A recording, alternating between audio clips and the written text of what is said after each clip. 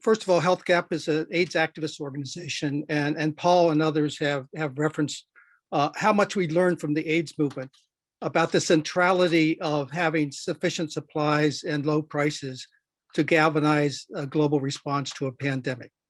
When I first became active, 20,000 people in Africa received treatment, and now almost 20 years later, almost 20 million people are on treatment in sub-Saharan Africa. And that's because of activism that demanded that the intellectual property barriers that Big Pharma profited from were removed and the countries could access medicines.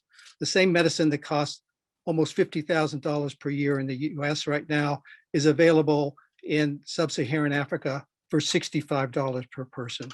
That's the amount of profit which drug companies can extract because of their monopoly rights.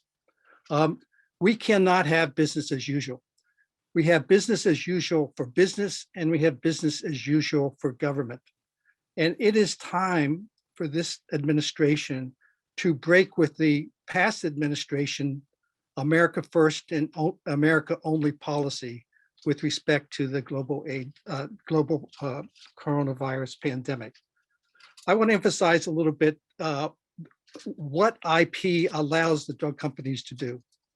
It allows them to control the supply. Who can make, how much is made. They have total control because they have a monopoly right to exclude competitors.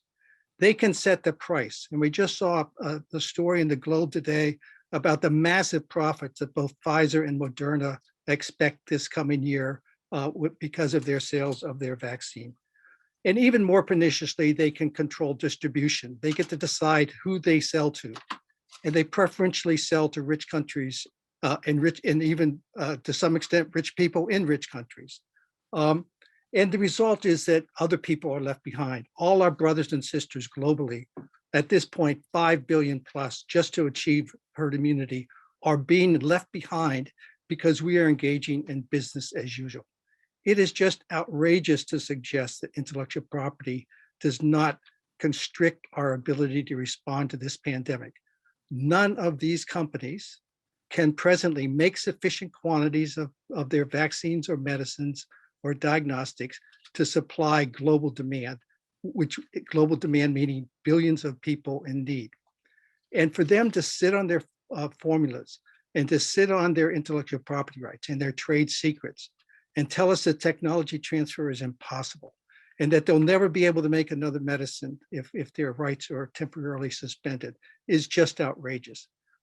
So I think the purpose of this press call is really to emphasize the fact that the US is now standing in the way of supply that will be needed globally, but will also benefit us domestically.